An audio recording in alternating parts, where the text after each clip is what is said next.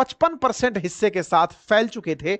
यह आपके सामने कम पॉपुलेशन के साथ बड़ा हिस्सा रखे हुए जूस का मैप दिखाई देता है। आपके दिमाग में एक बड़ा सवाल बनेगा कि फिलिस्तीन ये पहुंचे कैसे? तो ऑब्वियस सी रीजन है, क्योंकि हारे हुए देशों के अंदर यहूदियों के खिलाफ एक हिंसा का भाव था और ब्रिटेन बेल्फोर्ट डिक्लेरेशन में यह कह चुका था कि मैं आप लोगों को एक अलग देश दिलवाऊंगा, एक उम्मीद दे चुका था कि आप फिलिस्तीन में अपनी रूट्स जो हैं उन्हें पाते हैं, आप वहीं जाइएगा।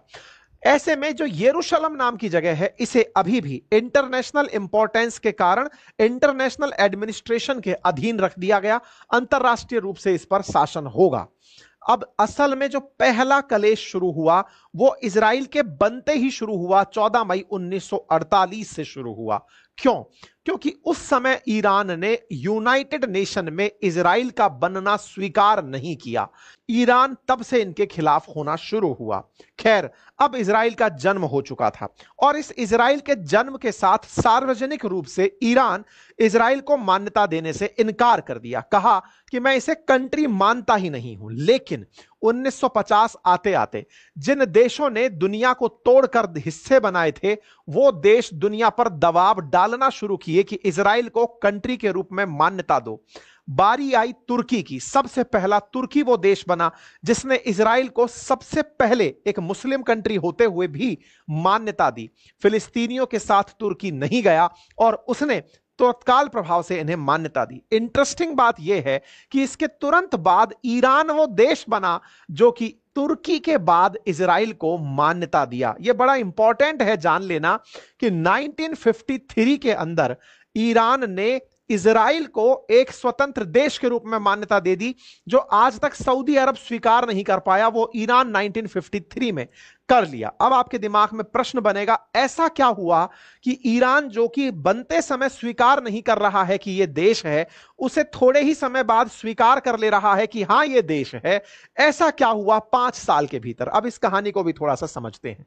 असल मायने में कहानी यहां पर शुरू होती है मोहम्मद मोसद्देक सरकार से। असल में ईरान में मोहम्मद मोसद्देक सरकार चलती थी जो कि लोकतांत्रिक तरीके से चुनी हुई सरकार थी।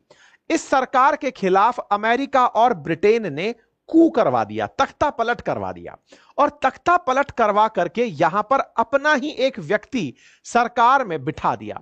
अमेरिका के द्वारा किए गए इस तख्ता पलट में मोहम्मद रेजा पहलवी की सरकार बनी, जिसे शाह ऑफ ईरान कहा गया।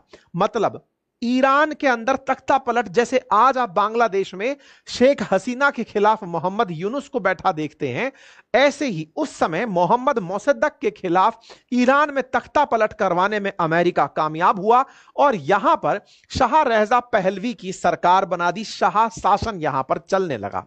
यह चूंकि सरकार बिठाई अमेरिका ने थी, इसलिए शाह रेजा पहलवी पूरी तरह अमेरिका के सामने बिछ गए। इस तरह बिछे कि इन्होंने पूरी तरह ईरान को फैशन सिटी बना दिया, पश्चिमी गुणों से ओतप्रोत कर दिया। लगभग 20 से 25 साल ईरान के ऐसे निकले कि वर्ल्ड में ईरान एक वेस्टर्न कैपिटल लगने लगा। पश्चिमी और पाश्चात्य संस्कृति ईरान के। अब ये जो पहलवी साहब आए, शाह रजा पहलवी, ये ईरान और इजराइल के बीच में घनिष्ठ और बहुआयामी गठबंधन बनाना शुरू कर दिए। मतलब रजा पहलवी ने इस तरह से यहां पर शासन किया कि वो पूरी तरह से इजराइल के पक्षधर हो गए, इजराइल को एक देश के रूप में मान्यता दे दी। इतना ही नहीं, यहां से तेल इजराइल को दिया जाना शुरू हुआ और इजराइल से बढ़िया वेपन्स जो हैं वो रजा पहलवी को बन करके आने लगे। मतलब एक प्रकार से यह समझिए कि यहां पर पश्चिमी एशिया में इन दोनों की मित्रता इतना तेजी से आगे बढ़ रही थी कि इजराइल वेपन बनाकर ईरान को देता और ईरान तेल इजराइल को देता। कहते हैं कि इजराइल अपनी जरूरत का 40% तेल ईरान से हासिल करता था और बदले में इजराइल ईरान को वेपन दिया करता था कि साहब ये दोनों लोग आपस में मिलकर के एक दूसरे के साथ बढ़िया व्यापार किया करते थे। तय करते थे कि यूएसएसआर को इस मिडिल ईस्ट के अंदर एंट्री नहीं करने देनी है और हम लोग मिलकर के मिडिल ईस्ट में एक बढ़िया गठबंधन बनाकर चलेंगे। हालात ये थे कि ईरान से इजराइल तक तेल पहुंचा करता था।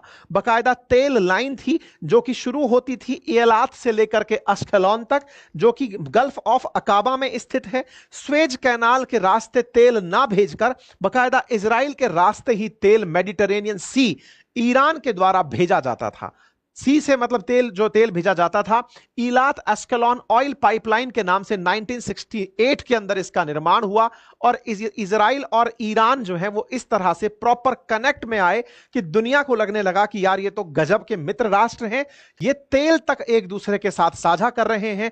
ईरान पूरा मिडिल ईस्ट घूम करके इस पूरे रेड सी से होकर के गल्फ ऑफ अकाबा तक तेल भेजने पहुंचता था।